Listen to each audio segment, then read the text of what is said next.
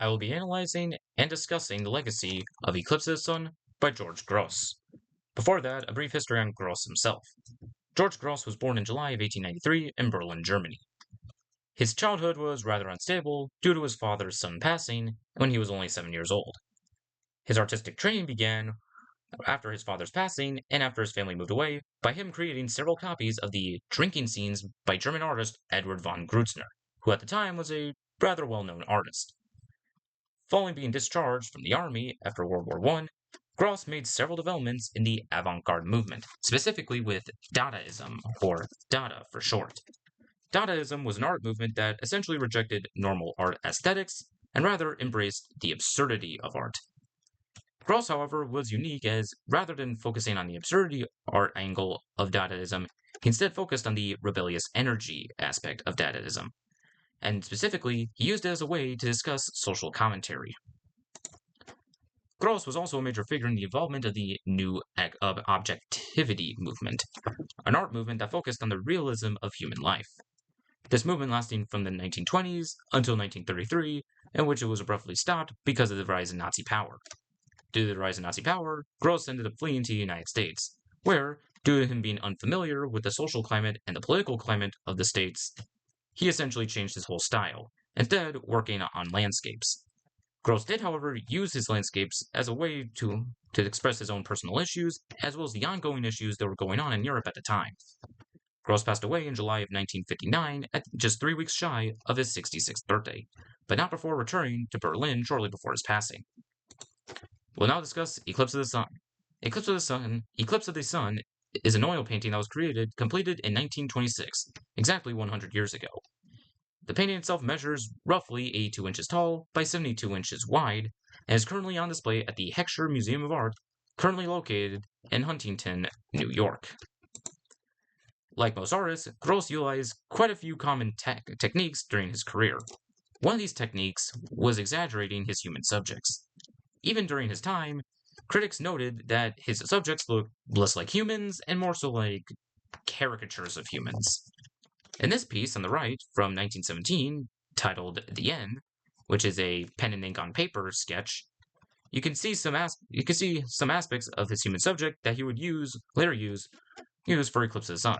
Specifically, aspects like the large nose, the rather protruding chin, and the very round, bulbous, bald head. Another thing he would use is with the hands. In both cases, in both of these pictures, the hands are shown to be clenched, scrunched up fists. This was due to the fact that Gross was discharged from the army after only a month of service due to his poor performance.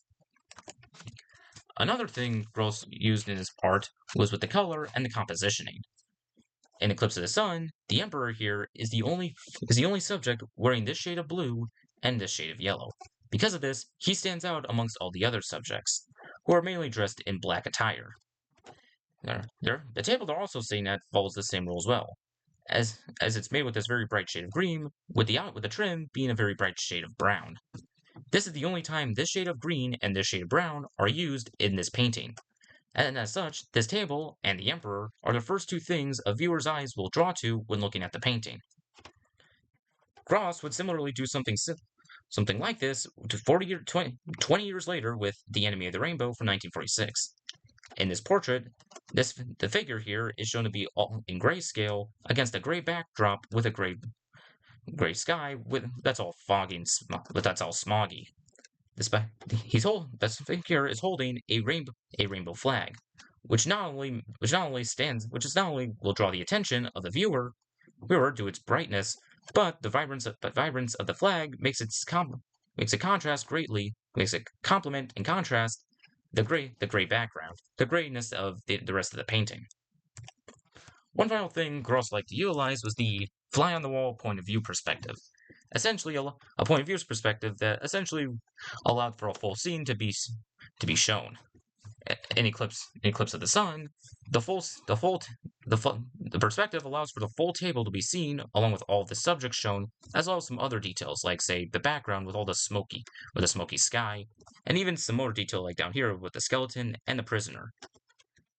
Gross would do something similar the year prior with Bar Montmartre, another pen and ink sketch.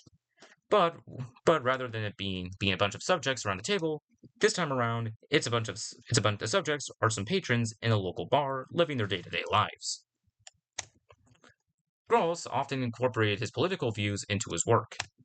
For example, the emperor, the emperor, which because of his clothing is one of the main drawing points of the portrait, it is specifically modeled to look like then German President Paul von Hindenburg, with both sharing similar attributes, from their very round heads to their rather portly physiques to their mustaches. Similarly, all the other subjects surrounding the emperor, the ones wearing suits without any heads, are likely meant to represent all the other political officials in Germany at the time.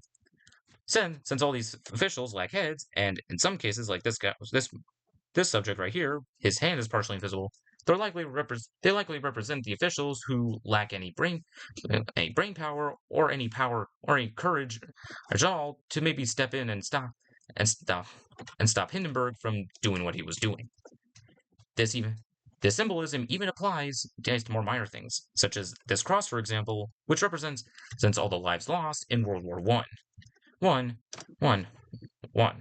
which happened before Hindenburg was president, while this blood-stained dagger likely represents sends all the blood the country on the country's hands from all the murdered soldiers.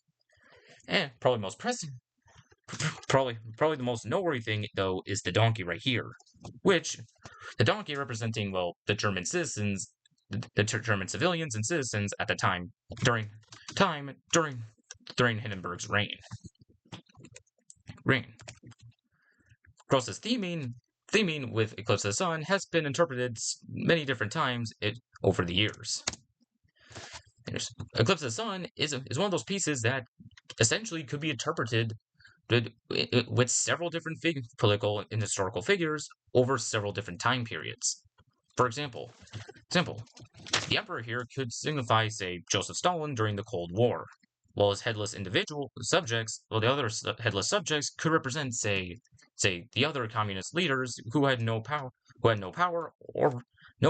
in stopping Stalin. The cross and the dagger could represent all the lives lost in his hands, while the donkey represents all the citizens that could be in danger of dying or ending up like the skeleton. Even in modern day, this is even something that presses on even today, as this emperor could say represent Vladimir Putin. The subjects could represent all the other Russian officials.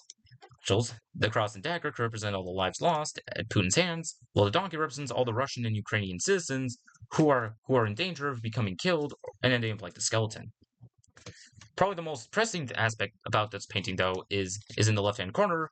There's a giant money emblem that sort of resembles the sun. This emblem is made to represent the greed that blinds these political leaders, and basically represents the greed that blinds these political leaders and causes them to cause all these rather problematic decisions.